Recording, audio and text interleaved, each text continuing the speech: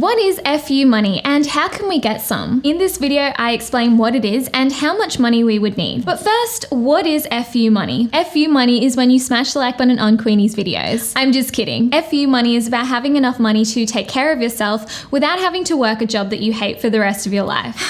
I hate my job. So you might be thinking, Queenie, FU money sounds very similar to an emergency fund. So what's the difference? An emergency fund is 3 to 6 months of living expenses saved in cash just in case an emergency pops up. For example, medical emergencies or losing your job unexpectedly. And personally, I see emergency funds as money that can be used in those stressful situations as a one-off. Whereas FU money, in my mind, requires a bit more money than that. It's having enough money to give you a bit more peace of mind when you are working your job, so that you know you have enough money to walk away from any situation or job or workplace that doesn't serve you. So now you might also be thinking, FU money does sound very similar to financial independence then. What's the difference? And you are also right, FU money is pretty similar to financial independence. But the idea of FU money is you're not going to be retiring completely, but you do have a big enough nest egg to give yourself that peace of mind. And you generally see working as a little bit of a bonus instead of something that you really need to rely on to live. Having FU money will just give you a lot of peace of mind, knowing that you don't have to stay in a job or a workplace that isn't good for you. It's about having the freedom to leave any situation that isn't good for you and not have to stay just to pay the bills. So I would like to resign because I need to pursue my passion in underwater basket weaving. I know it may come as a shock to you, but I've really just got to follow my heart and follow my passion, and this is really what I want to do in life. I think that a lot of us have been in workplaces that have been considered toxic when we've been working for a boss that doesn't really care about us. I've definitely worked in workplaces that have been really toxic looking back, but I just didn't have enough money to leave those jobs because at the time I was just so young and so inexperienced that I was really just lucky to have a job in the first place. Sadly, a lot of us need to put up with really toxic and stressful workplaces because we just don't have enough money to walk away from a job like that. I still remember my very first office job, which was pretty toxic looking back.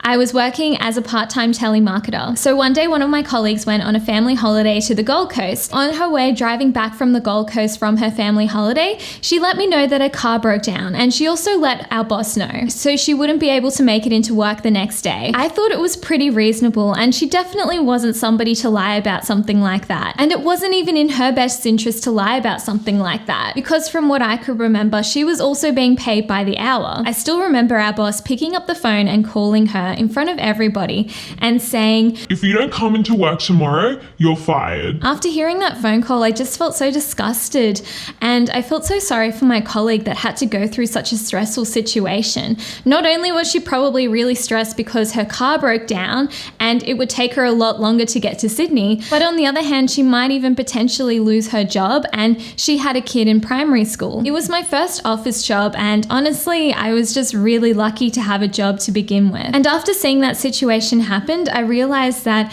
I didn't really want to put my life in the hands of somebody who didn't really care about people, and a boss who didn't really care about their employees' needs and kind of put themselves first. So that is one of my work horror stories, and I would love to hear from you guys down in the comments below. Do you have any work horror stories that really gave you a wake-up call and made you realize that you don't really want to be relying on a job in order to make ends meet? Because let's be real, sometimes workplaces are toxic, and sometimes there are a lot of demands that need to be met. And when we don't have an emergency fund or FU money to fall back on, it can be really stressful when we are in those situations. And that's why I think FU money is so important. By the way, I can very happily say that myself and my colleague actually left that job pretty soon after that happened, and we both ended up finding much better roles. So if you are working in a toxic workplace currently, don't worry, because there is light at the end of the tunnel. And at the end of the day, it's all experience and it can help us get better. So you might be wondering, this all sounds really awesome, Queenie. So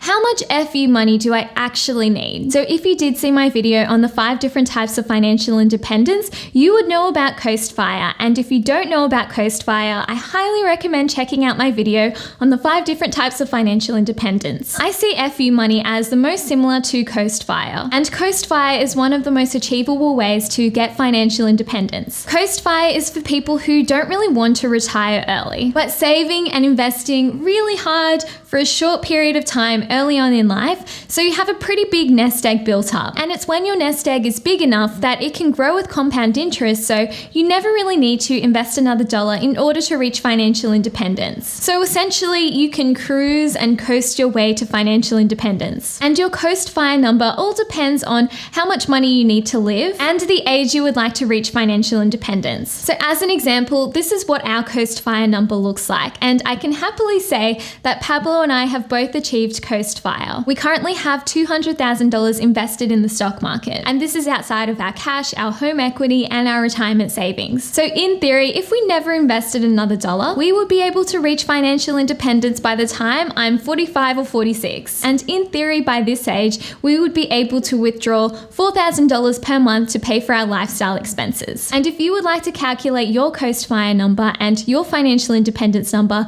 I do have a link in my description below if you would like to check it out. Basically, what you'll need to do is put in your monthly spending.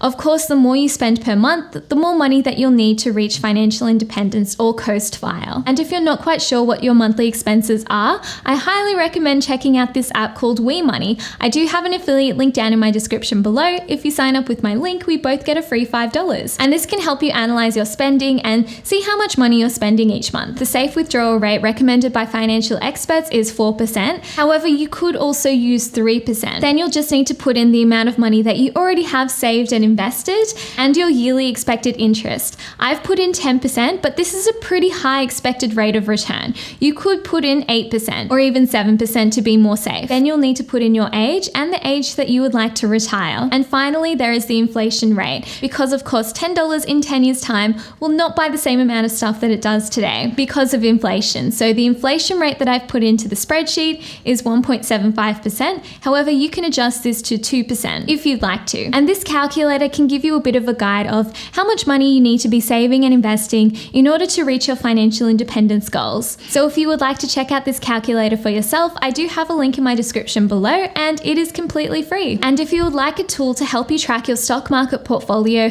and see how your progress is going to achieving your financial independence goals, I do have an affiliate link down in my description below to Sharesight, which is a portfolio tracker that I use to connect to my different brokers so I can see my full portfolio. Sharesight is completely free for up to 10 holdings, so it is definitely worth checking out. So that is an overview about what FU money is and how you can reach your FU money goals. And I would love to hear from you guys. Do you have any workplace horror stories? Have you guys reached your FU money goals? And what would you do when you get there? Let me know down in the comments below. Thank you so much for watching all the way to the end of the video. You guys are the real MVPs, so write me a comment below with the word speaker in it, as in music speaker, just so I know who the real MVPs are. And if you want more videos, don't worry, I got you. Here are some more videos that you can watch, so make sure you click the links and click through to another video.